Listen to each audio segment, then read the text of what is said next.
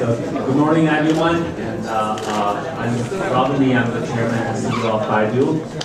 It's a real pleasure to be the monitor of this extraordinary panel. In the middle, we have Bill Gates, the co-chairman of Bill and Melinda Gates Foundation, former chairman and CEO of Microsoft. He's still the technology advisor of Microsoft, right? And on the left, we have Elon Musk. He is CEO and CTO of SpaceX, and CEO and Chief Technology Architect of Tesla, and Chairman of SolarCity. So let's welcome both Bill and Elon.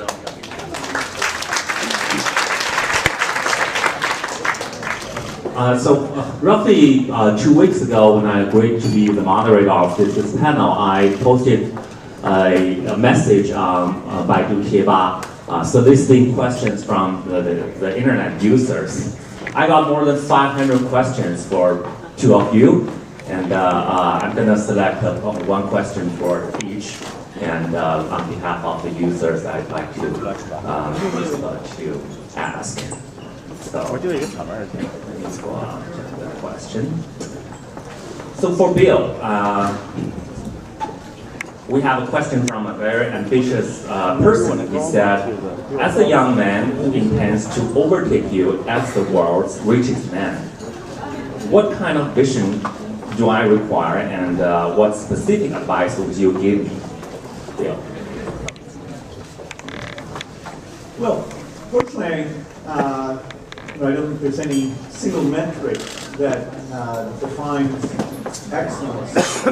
Hopefully that person has some ideas, or he sees beyond the current generation.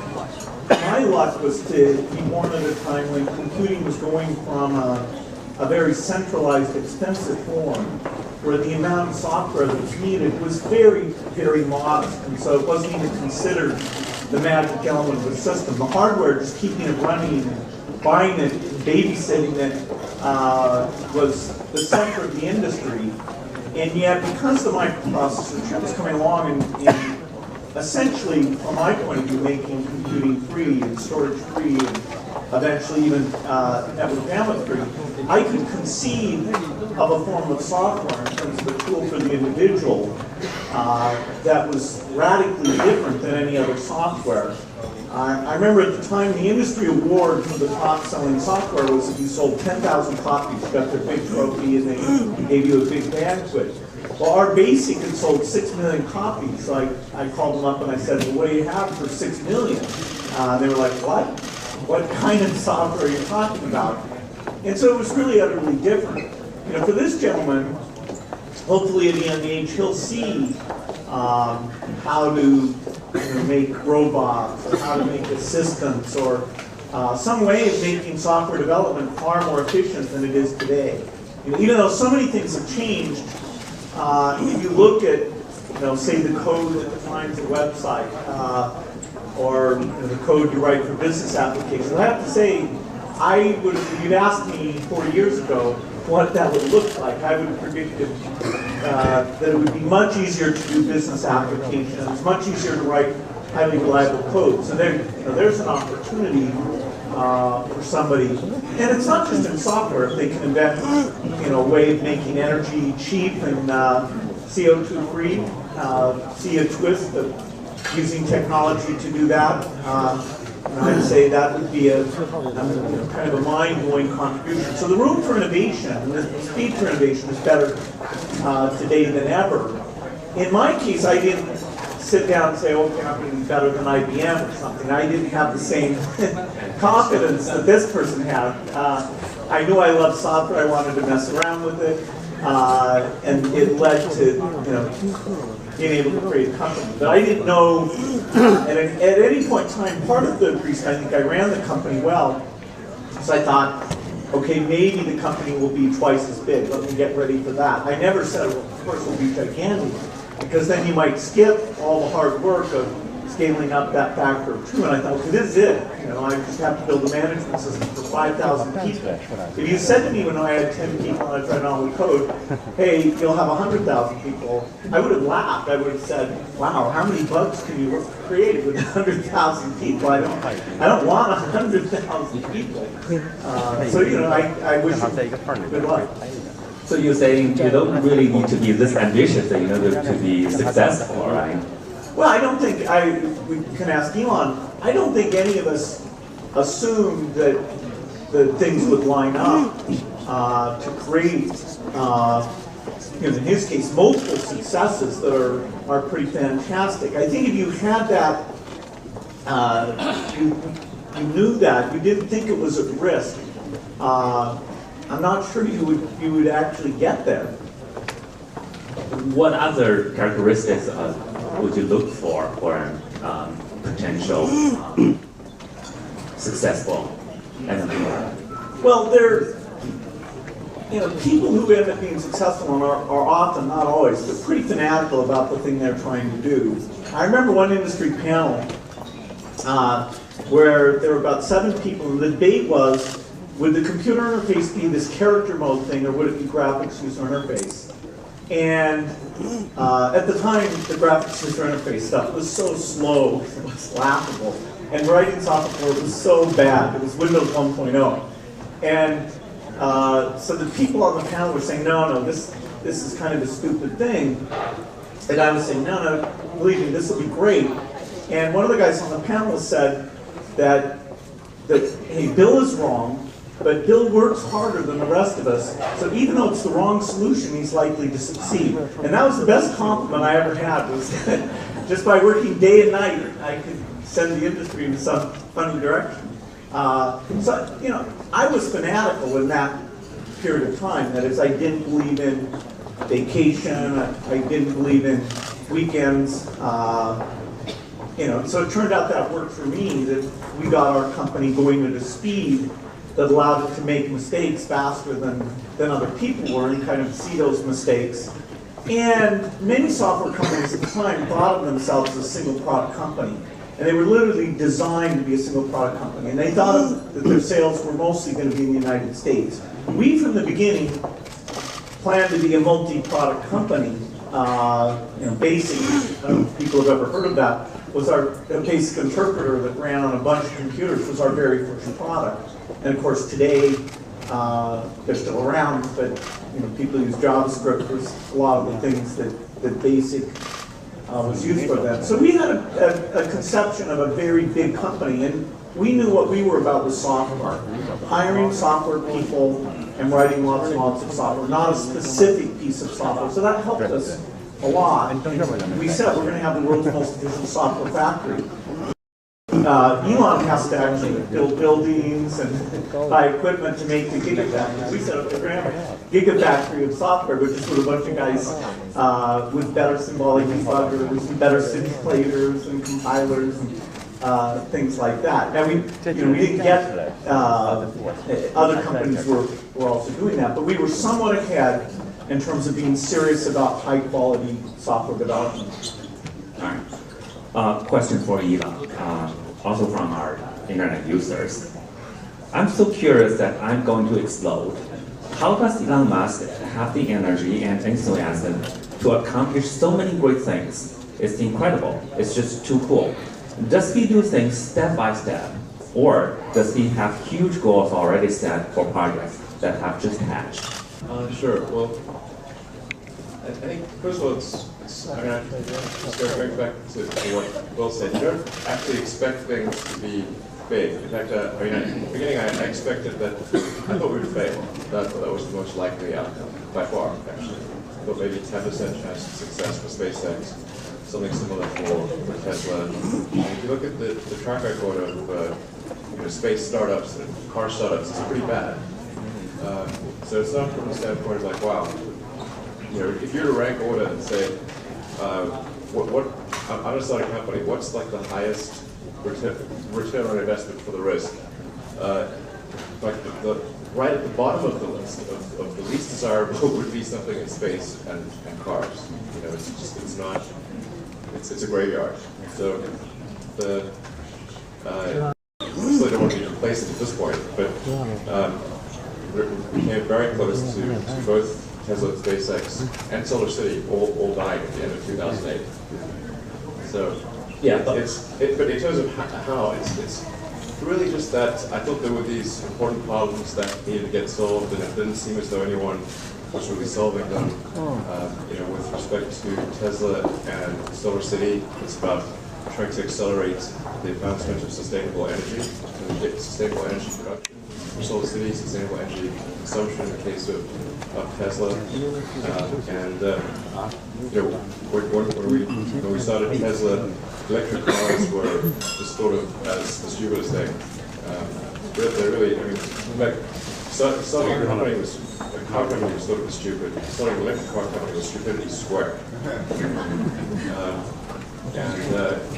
We narrowly escaped that so many times. So it's not, there wasn't some grand plan. The expectation was there. That was the most likely. But the follow-up question would be, how can you manage so many things simultaneously? 3 companies. Well, I don't recommend this. I really, it's not good for quality of life. And I should emphasize that I run SpaceX and Tesla, but I don't run Solar City. I provide kind of strategic guidance. Fortunately, the team there does an amazing job, and it's like 1 day a month, that type of thing. Tesla and SpaceX are kind of like every day, every weekend, every holiday. Not just as CEO, you're also in charge of technology, product. Are you a very detail-oriented person? We have a really talented team there, so I just want to emphasize that sometimes in fact, most of the time I get way too much credit or attention for what I do. I'm just like the visible element, but the reason those companies are successful is because we have extremely talented people and individuals that are making it happen. I really don't think it's a good idea. All right.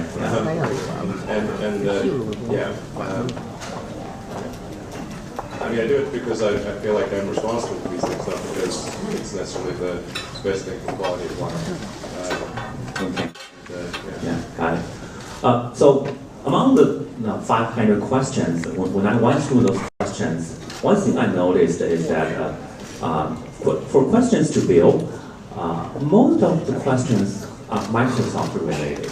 And I understand you spend more time on your foundation than Microsoft these days. Do you really think you are making a bigger contribution to humanity your foundation through your foundation than you did through Microsoft?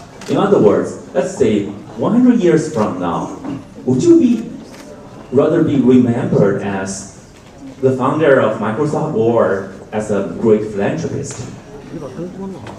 Well, I hope I'm alive 100 years from now. That'd be nice. They don't have to remember me as long as I get to do fun work like I am now.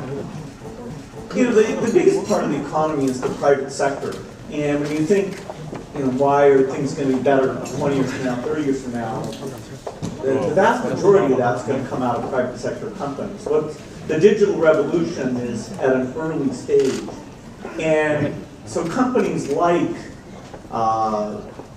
Baidu, Google, Apple, Microsoft, they're making a huge contribution. The tools that they create that get used in so many domains, just take education as one domain that over time, we haven't seen it yet, but over time that should make ability to connect up to what somebody's learning and what their goals and aspirations are. So this is incredible stuff. And anybody who had a chance to be part of that, particularly to build a good-sized company, made a huge contribution. What I saw was that the most unique thing I could do, starting in my 50s, was to be full-time at the foundation. That is, that there were other great people who could take the mantle at Microsoft. When I was running Microsoft in my 20s and 30s, I always thought, for sure it should never have a CEO over 45, because who could keep up with all this stuff? So then, as I found myself in my 50s still the company was like, well, I told myself I shouldn't still be here. And anyway, the foundation work, which is in partnership with my wife Melinda, became more appealing. And I was saying to myself, gosh, who's going to work on malaria? It appeared to be more of a vacuum, that organizing science and government to take these problems that are a little bit hidden away in these poor countries where most people don't actually go and see the depredations of malnutrition and infectious disease. And so it appeared like an opportunity that showed up that could take all the skills of organizing people and energizing people in the software revolution now in a slightly different domain, but the skills of running teams and picking scientists and being patient about things that take 10 or 15 years to have a breakthrough. I can take all of that. And so I think for this phase of my life, this is my biggest contribution and the most fun. It's nice when you decide those two things are the same. But in my 20s, I would not have been satisfied at doing this. And so I think in China, the image is more about the Microsoft, because the foundation isn't that visible. Most work of the foundation is in poor countries. We are trying to build more and more relationships because there's so much innovation in China that can help in Africa, whether it's in health or agriculture or cell phone magic. So that's a growing thing. So you should come to China more often. I do. Yeah, I do. good. Yeah. So Bill, you and I had a short debate on artificial intelligence last night, and I want to bring that topic up here too. I also understand, Elon, recently you said that artificial intelligence advances is like summoning the demon. That generated a lot of hot debate. Baidu's chief scientist Andrew Ng recently said during an interview that worrying about the dark side of artificial intelligence is like worrying about overpopulation on Mars. How would you address that? He said it's a distraction to the scientists in artificial intelligence. I think that's a sort of radically inaccurate analogy. I know a bit about Mars. So the risks with sort of digital superintelligence, and it's important to appreciate that it wouldn't be just human level; it would be superhuman, almost immediately. It would just zip right past humans to be way beyond anything we could really imagine. I think more appropriate analogy would be like if you consider, say, nuclear research, with the potential for a very, very dangerous weapon, releasing the energy is easy. Containing that energy safely is very difficult. And so I think the right emphasis for AI research is on AI safety. We should put vastly more effort into AI safety than we should put into advancing AI in the first place, because it may be good or it may be bad, and it could be catastrophically bad. It could be the equivalent of nuclear meltdown. So you really want to emphasize safety. So I'm not against the advancement of AI. I want to really be clear about this, but I do think we should be extremely careful. And if that means it takes a bit longer to develop AI, then I think that's the right trade-off. We shouldn't be rushing headlong into something that we don't understand. Bill, I know you share similar views with Elon, but is there any difference between you and him? I don't think so. Okay. I mean, he actually put some money out to help get some work going on this, and I think that is absolutely fantastic. You know, for people in the audience who want to read about this, I highly recommend this Bostrom book called Superintelligence. But the basic point that Elon just made, that we have a general purpose learning algorithm that evolution has endowed us with, and it's running in an extremely slow computer. Very limited memory size, ability to send data to other computers. We have to use this funny mouth thing here. But it's also whenever we build a new one that starts over, it doesn't know how to walk. It's a really long root process. So believe me, as soon as this algorithm taking experience and turning it into knowledge, which is so amazing, and of course we have not done in software. As soon as you do that, it's not clear you'll even know when you're just at the human level. You'll be at this superhuman level almost as soon as that algorithm is implanted in silicon. And actually as time goes by, that silicon piece is getting ready to be implanted. The amount of knowledge, as soon as it has that learning algorithm, it just goes out on the internet and reads all the magazines and books and things like that. We have essentially been building the content base for the superintelligence. You think you're using the internet, that's actually what you're doing. So, I try not to get too exercised about this, but when people say it's not a problem, that really, then I can start to get really in a point of disagreement. How can they not see what a huge challenge this is? We all understand this will have huge impacts in the society in the future, and many companies, including Microsoft and Baidu, we all invest heavily in artificial intelligence. These days I'm reading a book by Walter Isaacson, The Innovators. There are lots of detailed stories about how innovations came out. I guess his point is that innovation comes usually from collective efforts from many talented people. But what I also took away is that the U.S. government, especially the military, played a very important role in the advancement of technology. For example, Project Apollo, that generated a very large and steady demand for microchip, which resulted in the flourishing of Silicon Valley companies like Intel. And internet was a direct output of ARPANET. So the U.S. government played a very important role in this kind of technology advancements. Earlier this month, I was at the CPPCC meeting in China. I made a public speech advocating a project called China Brain. It's basically a artificial intelligence infrastructure put out by the Chinese government. We're hoping to build the largest AI infrastructure so that companies, entrepreneurs, universities can do research based on this platform. For the two of you, do you have any advice on this project? Well, basically, it's fantastic that China's stepping up to fund more basic research, whether it's in medicine or computer science. That's going to help strengthen its universities. It's going to speed up innovation. President Xi talks a lot about the importance of innovation. So China has a lot to contribute. You have to be careful how you structure the government's relationship to innovation. For example, in Japan, they picked some very specific goals and approaches, the so-called fifth generation project. And it was the wrong way to go.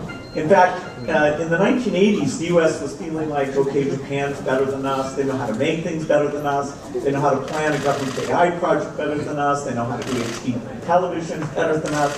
And actually that was a very good period in the US because people were kind of humbled.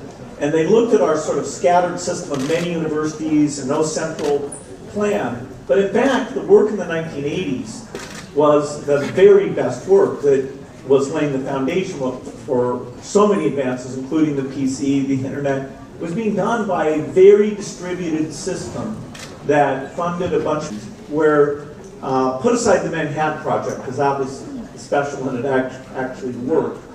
The way they did their computer science stuff was backing dozens and dozens of different approaches and having contests like the DARPA driving challenge. Now they're having this pretty cool DARPA robot challenge. So I would highly recommend not doing what Japan did and looking at why the US model, decade in and out, has been the best.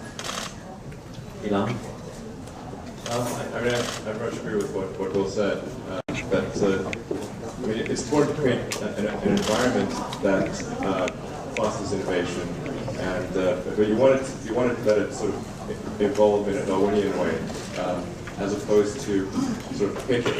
You don't want to have at a sort of high level, like level, sort of pick a technology and decide that that's the thing that's going to win, because it may not be, and you know, it's just, you know, it's really, you should really let things evolve. But I mean, if there's high level support for innovation and particularly making sure that the penalty for failure is low. You don't want to have failure be too punitive. I mean, that's one of the keys to Silicon Valley's success. There are many founders and companies that have been very successful, but in the past the company failed. But they quickly reconstituted. People left and joined other companies, and it's really good at recycling and going through recursive self-improvement. So that's I think a really critical thing. If you're going to say you want to support innovation and new technology, which is, again, you don't know what the path is. There's no map. There's no, by its nature, it's unknown, which means you're going to make false moves. So you must, it must be okay to make false moves. Did you have a company before PayPal, or was that your first? I did. Yeah, it's a two. That was before PayPal. Yeah. And did you have one before Baidu? Not really. I had some ideas, but it was not in the form of a company, in the form of a startup. But yeah. Speaking of that, I think Bill, you became famous way before Elon and I started our company. So you probably had the chance to know some of the last generation entrepreneurs. Is there anyone that you had contact with and you have respect and you learn things from? Is there anyone like that? Well, when I started Microsoft, IBM was the dominant company, and they were sort of this behemoth. And then we ended up creating together with them the so-called IBM personal computer that ships in 1981. So it's kind of funny to be working with them. And we learned a lot from them. And there are some great people there like Frank Carey. Then we worked a lot with Intel. I learned a lot from Andy Grove. Andy was not always nice to me, but that still allowed me to learn. Well, you were partners, right? Intel. Yeah, that partnership was more challenging than it might appear from the outside. But anyway, Andy was a brilliant person. Some of his books about management are very good. Gordon Moore, who did more of the chip-level technology, is an amazing person I worked with, and he's also a great philanthropist now. Steve Jobs was an incredible person, and part of the reason he was so incredible is he was so good at engineering great products, even though he didn't know much about engineering. His ability to pick people and define what the product should be without really understanding the rules of software or chip actually made his talent all the more amazing. And the way he built groups and the way he pulled things together. So there were a ton of great people I learned from. I may have learned more from Warren Buffett, who's completely outside all the crazy computer industry stuff, but his basic views about business and how you work in business actually had more influence on me than any other single person. Also, I'd say having the Japanese for customers, even though I'm saying in the 1980s they weren't structuring things well, their emphasis on quality, and Microsoft had about 40% of its sales coming from Japan for 5 of our early years. Their emphasis on quality really woke us up and changed a lot of how we did things. So that was a huge evolutionary push for us. So is there any entrepreneur outside of technologies? Like I know Warren Buffett, but he's more like an investor, right? Any entrepreneurs that you have contact and you learn things? Well, now that I'm in phase of philanthropy, I'm getting to meet a lot of incredible entrepreneurs and a lot of different business areas. But when I was starting Microsoft and people would say to me, you're an entrepreneur, I'd always say, well, what does that mean? I'm a software guy. You know, I didn't wake up and decide, shall I do, I'm a generic entrepreneur, and shall I do barbershops or cookies or, oh. So I was a software person. You know, at age 12, I was writing software. At age 13, I was writing software. There was only one thing that I had a chance of being world class at, which was the thing I was obsessively doing from age 11 to 17. And so it's not like I could have started a company doing anything else in the universe. You know, I'm a software person, and then I had to learn, oh God, you have to hire people. Oh God, you have to fire people. That's a lot of fun. You have to do budgets. You have to sell things. You got to go to conventions and have booths and stand there and, you know, flog your wares. So I wanted to have software for myself that would be empowered for myself. And then I had to learn, okay, there's contracts and many things that go along with that. So in some ways, you know, the drive all came from the dream about software, not some dream about, okay, I'm going to have a company, let's just pick an industry and go get it done. Well, it's been some years since you were 13. And when you look back, when you reflect on your previous life and compare yours with the other successful entrepreneurs, and when you look at the younger generation, do you see any difference between each generation of entrepreneurs? I guess there are probably a lot of commonalities among different generations, but is there a sort of evolution that the next generation entrepreneurs are better or smarter or stronger? Do you see anything like that? Well, I'm very impressed with Mark Zuckerberg. I've gotten to know him well, and you know, I'm impressed the current generation is actually pretty good about asking us old me, because I'm older than these guys. You know, what mistakes did you make? How should things work? You know, our generation was, in a sense, it was a cleaner sheet of paper. So every conference I would go to would be people our age. There weren't older people, and then, you know, all the analysts or venture capital people who we worked with all kind of grew up. But it was an industry of people in their 20s and then in their 30s. Now, it's much more age diverse. You know, Mark's, what, 32 or something, and he's not anywhere near the youngest guy. He's the youngest guy with a mega success type company. I think maybe this group is a little more mellow.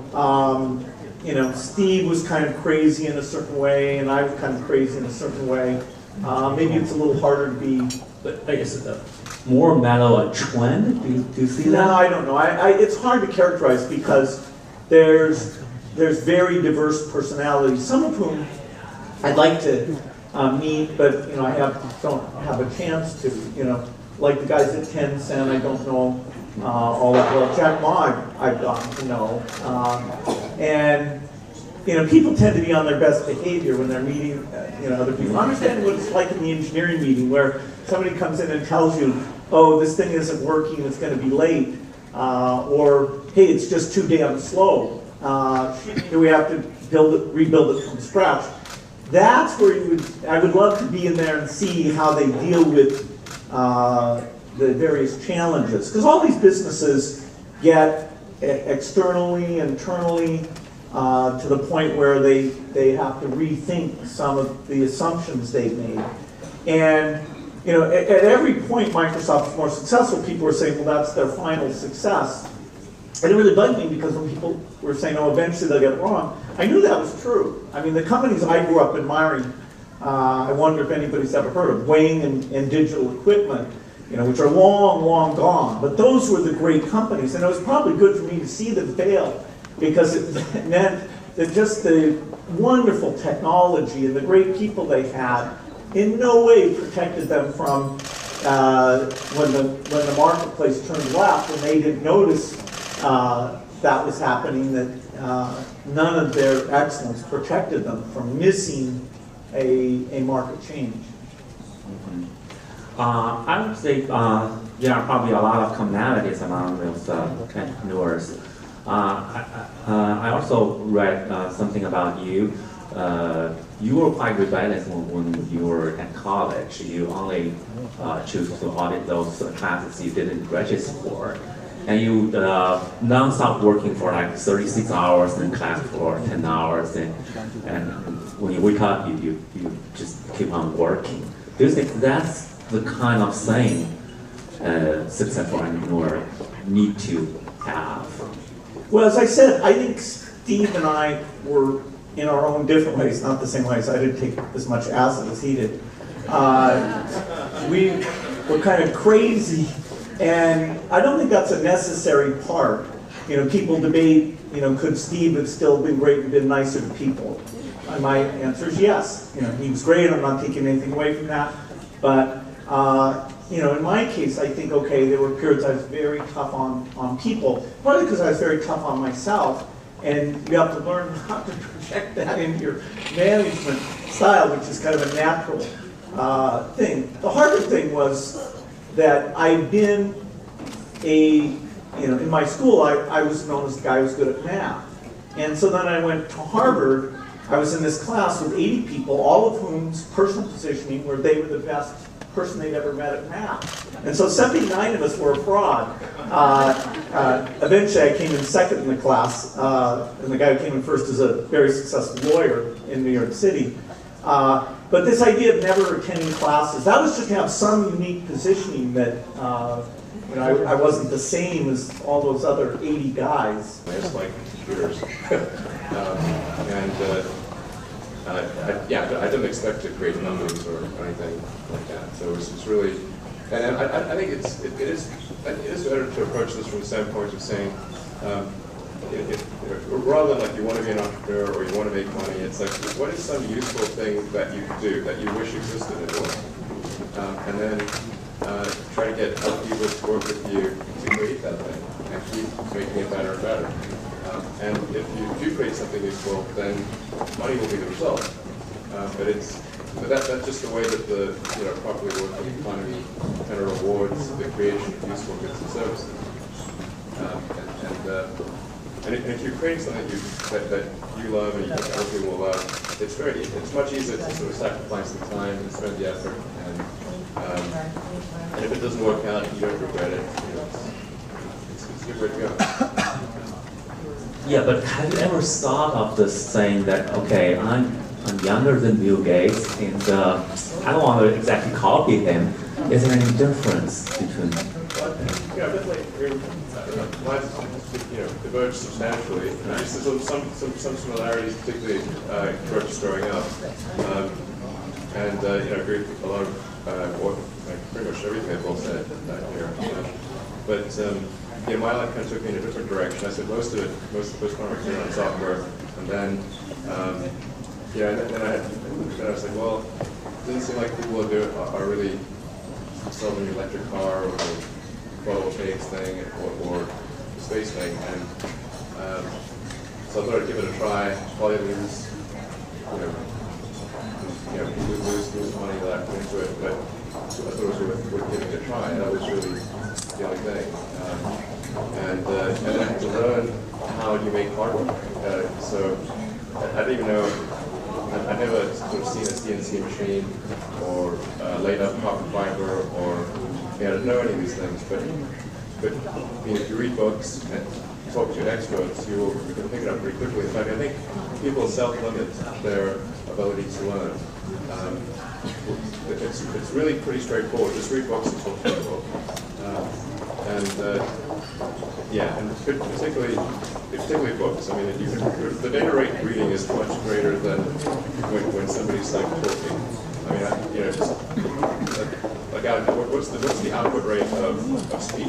It's like a couple hundred bits per second. I mean, maybe a few thousand bits per second if you're really going full tilt. So you can do several times that reading. That's the main reason I didn't go to lectures in college was because the data rate was too slow. So it's like, why is this? Why are they reading the textbooks? I mean, this is like a bedtime story or something. Ridiculous. All right, since we are at Boao, this is not a pure technology conference. There are a lot of government officials coming here. Yesterday, I think both of you met this President Xi Jinping, and about a week ago, Singapore's founding premier, passed away. He's very well respected statesman. President Xi also said he made outstanding contributions to the peace and development of the Asia region.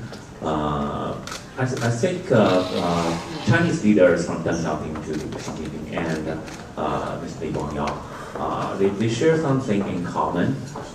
They believe in this kind of technocratic approach, running a country or government using an engineering type of methodology. This is very different from the U.S. I think U.S. are pretty much ruled by lawyers. What are the pros and cons in your eyes between these two different systems? Well, I mean, being an engineer, I obviously tend to favor the engineering approach. I think in the U.S. we probably have too many lawyers, and there shouldn't be lawyers, but I think we probably have more than we should have. I mean, generally, I think it's good if the political leadership of the country is technically proficient, so I'm sort of pro a sort of technocratic approach. Yeah, I think I wish there were more people in the American Congress that were proficient in science. You met a lot of Chinese government officials, different generation of leaders. They probably have more to say about this. Well, I was very lucky that I got to spend, have a number of dinners with Lee Kuan Yew. And he was not only just thoughtful, just the very idea that he would take parts of the Western system and say, oh, this part is good, this part may not apply everywhere, this part he disagreed with. It was kind of bold because, of course, the Western system was succeeding. Basically all the rich countries in the world had followed the Western system. And so the idea that he thought he would do it slightly differently was a huge contribution. And Singapore is a city-state, so you can do things in terms of paying government salaries and excellence there that may not scale up, but what he did was very incredible. What we really want is this mix of democracy and expertise, and no country has that balance right. If you err on the side of democracy, there's certain extreme things about the wrong person getting in power, and if you kick them out, then how do you get new people in? So the democracy side, it has some huge advantages that have helped the U.S. Quite a bit. It is a little scary now when we have complex problems like how do you run a healthcare system efficiently? Why is the U.S. paying so much? And there really isn't at this time any elected representative. You can have a good discussion about the dynamics of that system and why it's different than other countries and how we might change that. So government has to do with very complex issues. And the Chinese government, although I'd say the trend is a tiny bit away from it, has had engineers and scientists in a lot of the key positions, and willingness to look at what other countries do, and also this notion that if you're going to have a new policy, you'll often try it out in part of the country, see if it works, and then tune the policy before you try and scale it up in a very broad way. So the Chinese government is a student of policy more than just a say UK Parliament or US Congress, where people are kind of yelling at each other about, I'm right, no, you're right. It's not like, oh, let's go do an experiment. I've never sat in the US Congress and say, oh, let's try yours out, and one state will try it out, mine, and we'll come together and combine the best features. That's not a typical electoral dialogue that we're having right now. So it's a work in progress. There are things like how you run universities where the US model, other people should just adopt it. Then there's things like health systems and governance where they maybe should take some aspects but try out variations so that we get the benefit of 192 countries of slightly different experience, including at the subnational level.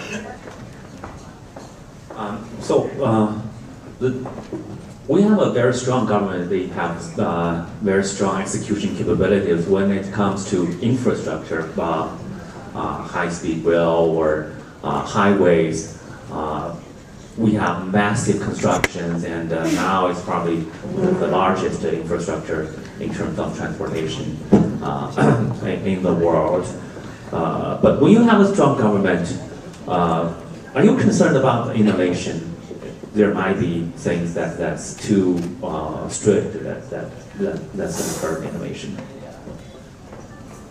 Well, I think Chinese innovation is going at a very high speed.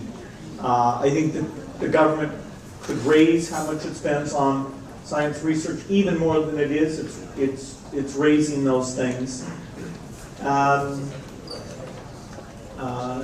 There have been areas like in the media where you have to say why the Chinese market, although this is starting to change, has been behind in terms of media companies and things.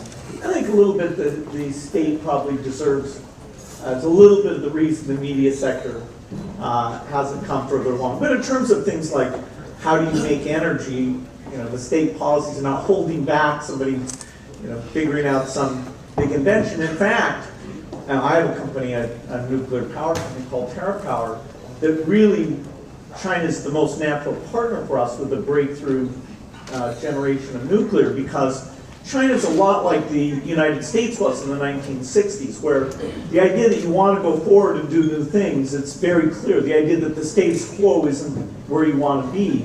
The U.S. today is very careful that, hey, we're pretty happy with the current conditions. So if somebody wants to build a new building or take some new approach, there's a lot of maybe no. There's like 5 levels that you go through. Maybe no, maybe no.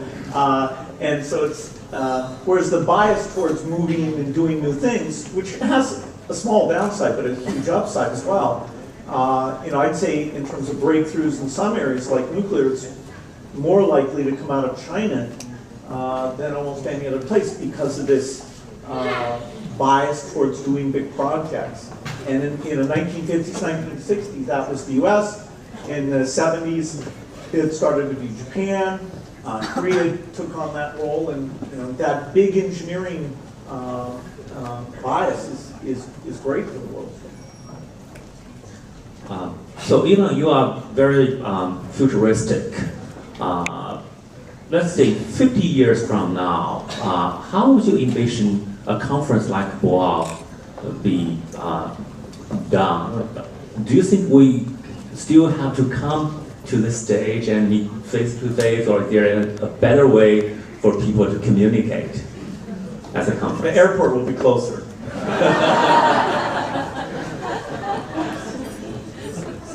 I think people will still want to do conferences if only for sentimental value. It just feels better to be in proximity to people. I mean, even if you had really perfect virtual reality, they could put on your headgear and your haptic suits and everything and kind of be there. It really feels like you're there. It's still not the same as actually being there. I think people, it's sort of a natural human thing to want to congregate and be around people. Speaking of transportation, there are lots of buzz about the self-driving cars. How long do you think it's going to take for self-driving cars to become mainstream in U.S., in China, and other parts of the world? Sure. Well, let me preface this by just saying that with something where there's an enormous industrial base like cars, anything that happens en masse is going to take time. So there's about 2 billion cars and trucks on the road. Global capacity is production capacity is about 100 million cars and trucks a year. So let's say tomorrow we had self-driving cars that work perfectly. It would still take a long time to switch out the massive industrial base. It would take 20 years if there were the same number of cars and trucks. There's probably some smaller number of cars and trucks when things were autonomous, but it's still will still take a while. So I think, but to answer the question, say where do I think the first production self-driving car will exist that people can buy. It's probably, well, in terms of the technology working, I think we're not more than 5 years away from having cars that are way safer than yours. Yeah, but for mainstream adoption, there needs to be laws and government support. Sure. That's why I said from a technology standpoint. Right. So, well, the point at which you have the technology working, then you have to convince the regulators that it's truly safe. So you'd be effectively running large fleet cars in shadow mode, where there's still human driving, and you evaluate what the narrow AI on the car was doing compared to the human actions, and then you'd be able to statistically prove that the narrow AI on the car would have been safer than the person. And it's going to take at least 2 or 3 years. So from the point at which it actually works, I would expect that there'll be some delay in the regulatory approval of at least 2 or 3 years. Yeah, I might point out to that is that it won't be monolithic. That is, companies like Microsoft keep coming in all the time saying, we're going to do the most advanced city in the world. Well, now it's clear, if you want to design a city that assumes that drones are allowed to deliver things and come up with ways of sort of onboard client-side collision avoidance, and you want to assume you need no parking garages because these self-driving cars are around, we should have a few dozen jurisdictions in the world to decide to get out there in front, get the benefits and the challenges of that, just so we get hundreds of millions of hours of this software seeing the ball come into the street and all that thing. Some pioneers there's some downside with it. But so that's why it's good we don't have one government. Even in China, they should pick some places and have super liberal rules. So I think we're a few years away from having, say, a dozen jurisdictions say, let's just go for it and design this in. And then in a decade, we'll see the benefits as well as a few of the problems. So besides the government, is there any other factors or type of people who need to be prepared about this, driverless cars? What kind of preparation for people like us need to have? Well, the benefits are mainly when you design a city from scratch, assuming that you get this thing. We don't have that kind of luxury in most cases. That's right. In mega cities, and how can we smoothly transition to that kind of society? You can have a regulatory environment where things like Uber are allowed to come in. Uber's a form of a driverless car. It's just using sort of on-demand human labor to efficiently provide that service. And so you think about Uber for everything, the way we use capital equipment, and it's pretty exciting that the very market mechanism of when resources should be used in a different way was very inefficient until we had this digital template. And now we're seeing that the matching of I want to use an asset, I have an asset, has been amped up. That matching function is way less friction now than ever before. So it's changing a whole ton of things about capital goods and labor usage. So, Elon, do you see Uber as a partner or competitor? Or what's going to happen when nobody needs to drive the car? I think that, neither a partner or a competitor. I mean, we're just making cars. So, like, Uber can buy the cars, other people can buy the cars here and there. And they'll gradually get more autonomous. But again, I do want to emphasize that the point I made about the industrial-based switchover means that this is not going to be an overnight transition. It's literally impossible for the overnight transition. Because 2 billion cars per trucks, 100 million new cars approximately maximum capacity per year. So we shouldn't be panicked about what are we going to do? All these things like people will lose their jobs the moment a self-driving car arrives. It's like that's possible. Self-driving cars. They work for a while. But I mean things will be autonomous. yeah, who knows what will happen in that environment. People may prosper or they may not. Yeah. Well, 1 hour is a very short time, but I think we covered a lot. We talked about history, we talked about future, and I think in a lot of times history will tell us what the future will look like, and I sincerely hope that our generation can learn from the history and make contributions to the next few generations so that they can benefit from our effort. And with that, I thank you all both for coming to this session. Thank you.